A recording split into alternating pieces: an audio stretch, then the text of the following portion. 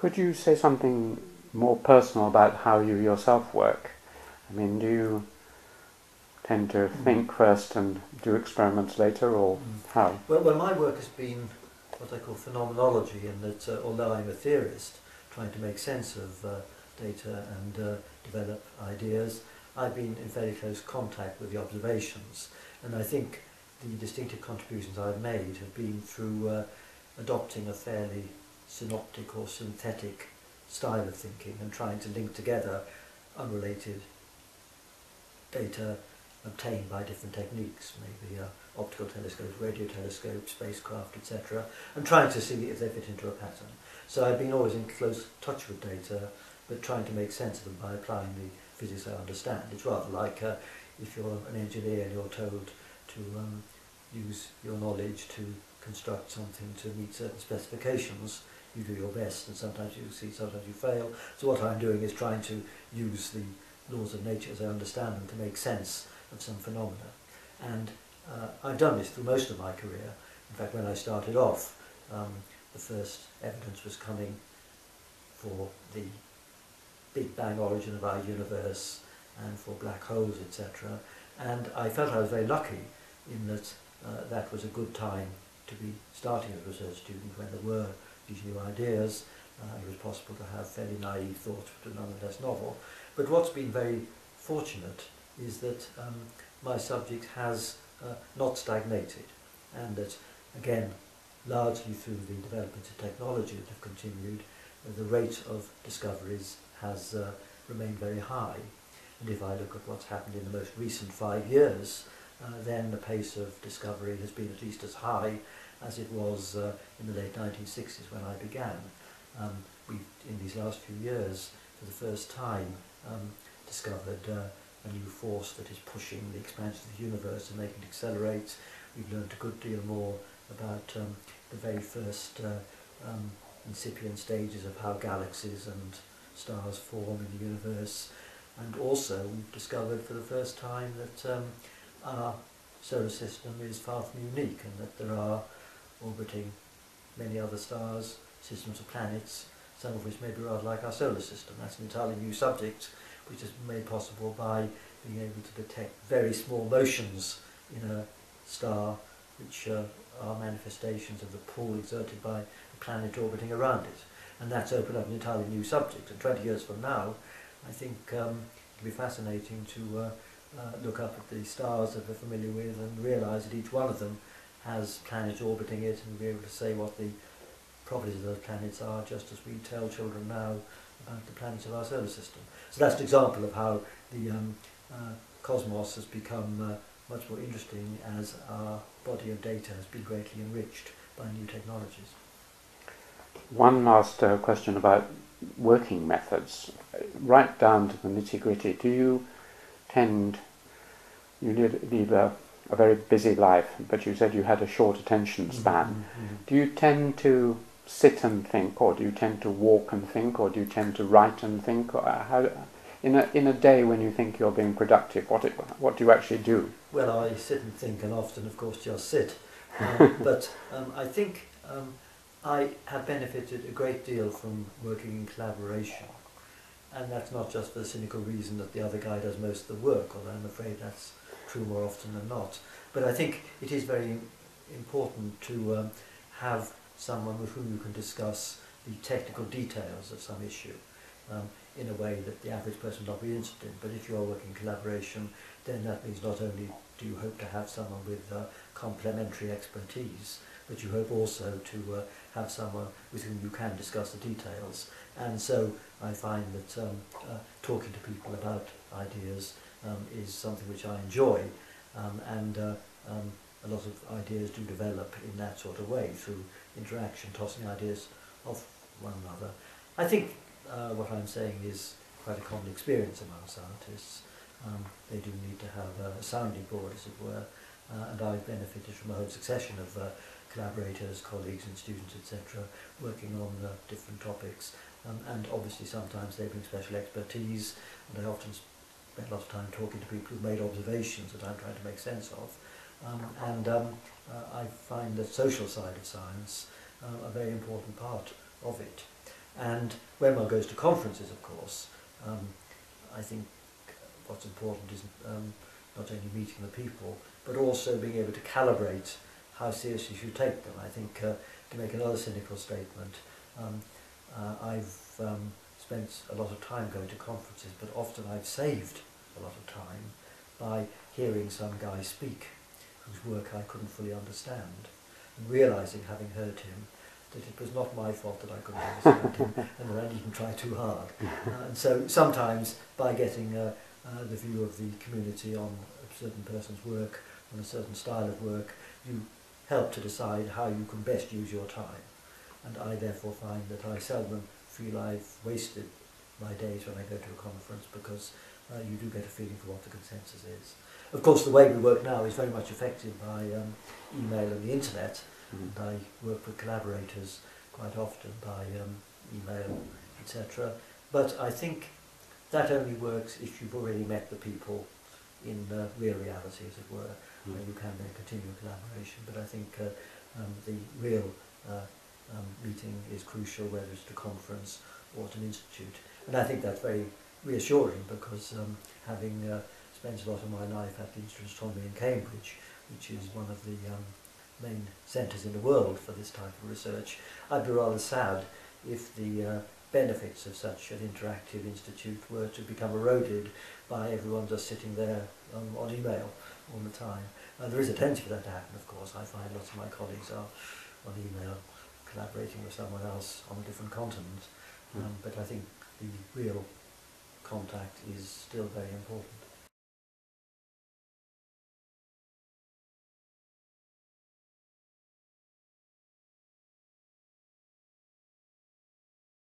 I think, as I've said so in my Nobel addresses, I didn't take up science in order to be a benefactor of mankind. It's curiosity. And that's what the driving force is, curiosity. And it's not only thinking, you see, I know that you thinkers, but it's also doing. And I put a lot of work into doing it, you see. You can't... When you say doing, do you mean making things, or...? Yes, we used to make them in the lab. We used to make fingers in the lab, chemically. And then so I had to learn how to synthesize these things. And I know enough chemistry. Well, you know, my PhD is in physics. Yes. But over the years I've learned enough chemistry, and I don't do it with my own hands, but I know what to do. I understand the chemistry. And so that's what I mean by doing. And it was only because of that that Sangamo... Well, what happened in 1994, I discovered the zinc fingers in the first paper was 1980, when was the first paper? 1985. That was then, it said it was a, I should give you an original, but I haven't got any left. It was a DNA binding repeating unit in the gene of something or other, you see, of the xenopus gene, and so the repeating, and so the and that showed, and it does say in the end that this is a very beautiful combinatorial scheme. It's unlikely to be confined just to this. I didn't write this, but I used to say, to a lowly gene in a lowly animal. But you see, the whole thing is that this happens to be what we're working on. People could have discovered it in somewhere else.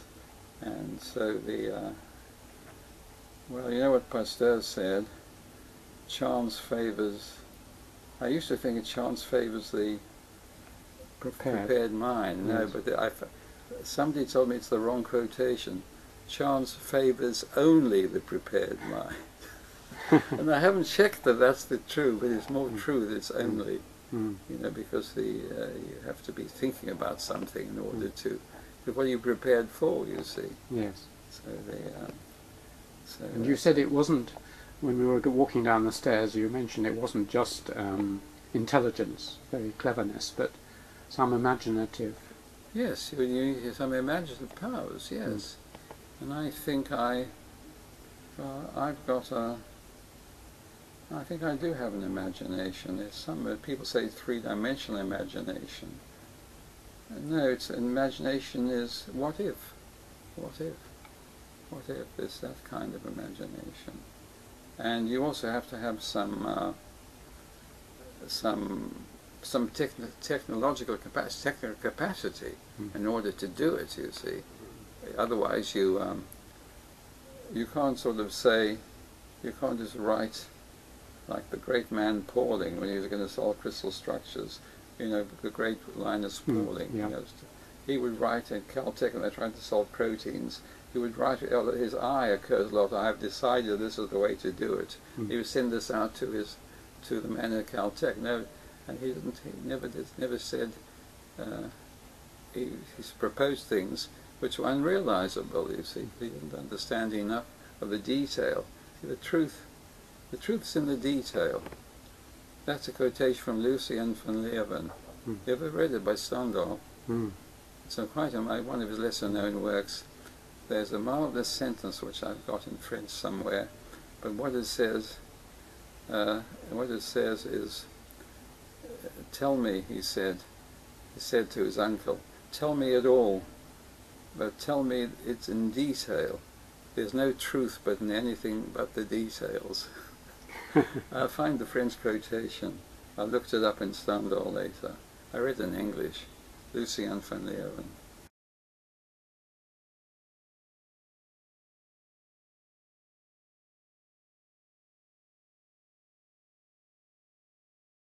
I was very struck by all sorts of your aphorisms about how research is done, one of which was the don't worry hypothesis. Can you explain what the don't worry hypothesis is? Well, the don't worry hypothesis is the following. There are classic examples of it. You simply have to find a plausible biochemical basis for it, material basis for this. And then it says, don't worry, there is at least one thing which could be the basis of it. Let me give you the most famous don't worry hypothesis. Okay? People worry because the DNA strands are wound around each other. Therefore, they said it's impossible that this could be copied because the old strands would have to be unwound. So we said, don't worry, there'll be an enzyme which unwinds the DNA. Boy, there sure is about 24 of them that unwind DNA. So that's a good don't worry hypothesis. Then you can get on with the core. But if you worry and say, oh, well, this is going to form a barrier to further progress and it must be wrong. So the don't worry hypothesis is very useful. So it's really making a guess and not worrying that it's absolutely... No, it's making a guess which says you can take that away from your present problems and try and solve the others. So don't sit and worry about this problem. See, replication, if you worried about that, you'd say, oh, well, that must mean the whole of the DNA structure is wrong, because it'll never work. Right? So all you have to do is provide one plausible hypothesis. I did this again for immunological variation. In fact, we wrote it up. It was, somebody had written a paper to say it is impossible, you can just mutate parts of the gene. All right, so therefore that must be wrong. So all we did is provided a plausible mechanism based on good evidence in neighbouring fields that it could be like this. But what we've shown is it's not impossible. It may not be true, but it's not impossible, you see. Therefore, you needn't worry about that side of the thing and get on with the rest of it. I would sort of rephrase it in a way as a mental pending tray.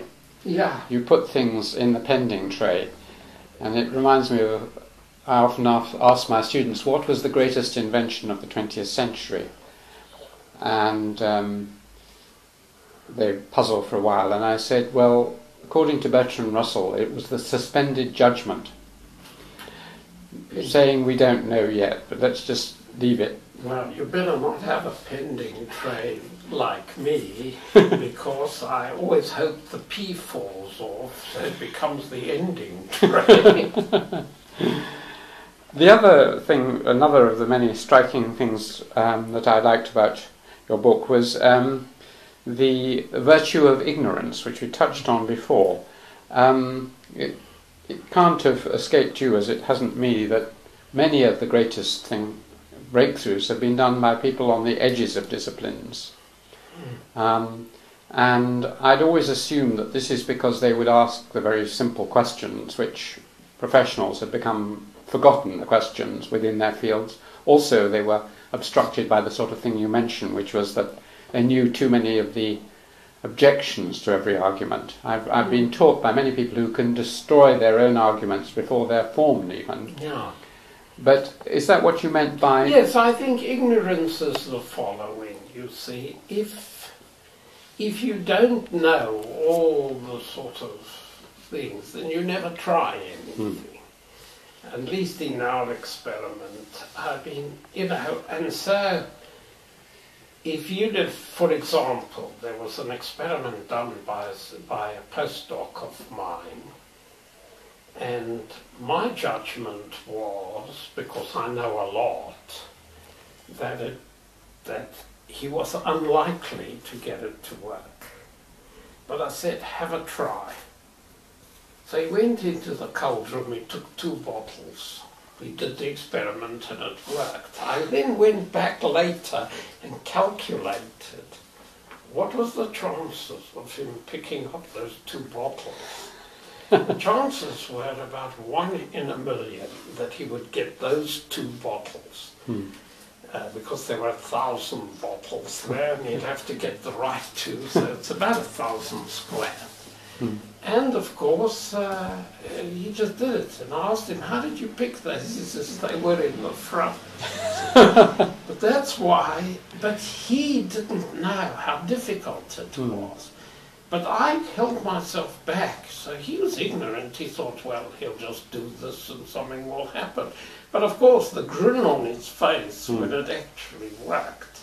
But later we found that there was a sophisticated, more interesting way of doing it, ab initio, without having to take chances.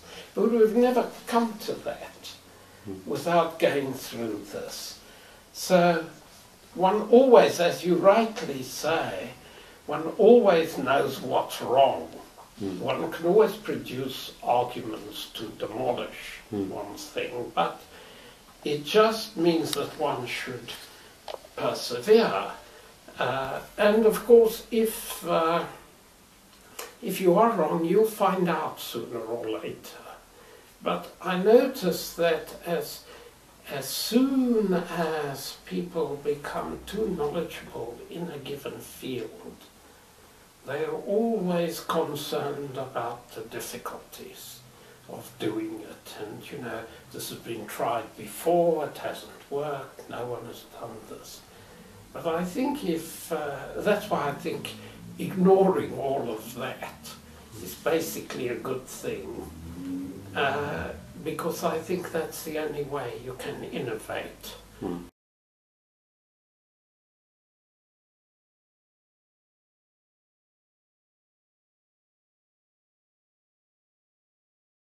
No, I don't say. I think in Ramanujan's case, it's probably his life and his education had these life presumably revolved around temples and things like this. They were naturally there. I think it's probably true, every mathematician there is some place or some situation or some time where you get a really idea which is very important for your work. And it usually doesn't come through, of course, to get there you've had to spend many, many hours of concentrated thinking, but it's true, it often comes just with, someone makes a remark or there's something, it's out of the blue in that sense that it comes. I think that is very true of mathematics, it's certainly true of my own experience. Well, it'd be lovely if you told us of a case or two in a moment, but I very much admire the work of, or at least the explanations of how mathematicians work of Poincaré, and he tells a story of one of those moments when he'd been working very hard, as you said, on a problem, and then he went off to the south of France for either a holiday or a conference and didn't think about it again. And he explains how, as he was getting on the train or bus to go back to Paris, as he put his foot on the step of the bus, the whole solution came into his mind. And he didn't really think about it again. When he got back to Paris, he wrote it all down, and it was there, just in 1 second, rather like Darwin describes how the ultimate secret of the theory of evolution came in the moment he bumped in the air on a cobble in a carriage, and by the time he hit the seat again, he'd worked it out. Can you think of any? Well, but I think what's behind this, you see, is that if you're a mathematician trying to solve a problem, there's a whole body of theory that you've been through in any case. And when you can't solve it, there are certain inconsistencies, you see. But I think it's true that if you suddenly see, but of course, if I take a different idea or a different thing, the whole thing fits together. You see, I think it's more that it is ground that you've been over many times, but you can't see the proof out of it. And then you suddenly see that by some new idea or some different way of putting things together, that it does all fit together. You see, I think that's where in my mind, what these people are thinking of. That you, for example, you couldn't have this experience if you hadn't spent hours and days and weeks thinking through all of the, somehow the detailed mathematics around this problem. But, for instance, the story told of Bertrand Russell walking down Trinity Lane and suddenly leaping in the air, saying, the ontological proof works after all, or something like that, or Bragg walking along as a young man and on the backs. I wondered whether there were any situations, often it is walking, or after you've been slightly muffled by an evening's conversation or meal or in a shower or something. Are there situations where you found conducive to these? Well, I think it's very individual for people. In my case, when I think of sort of what I would consider the most important things in my own work, curiously, it has often been the remark, almost the chance remarks, of other mathematicians that have somehow been very important for me. And of course they made those remarks, I think it's fair to say, not foreseeing that at all how it could be useful. They were just comments. But also, as I say, in my case, I have sometimes, I find I tend to run in the evening, still a little bit, and often towards the end of the run, something you've been worried, but it's usually not a big idea, it's somehow some lemma or some inconsistency you've been worried about, that I think it's as the oxygen goes out of the breath, that you do get some insight sometimes. But I do think it's a very individual thing. I think it's like all creative work.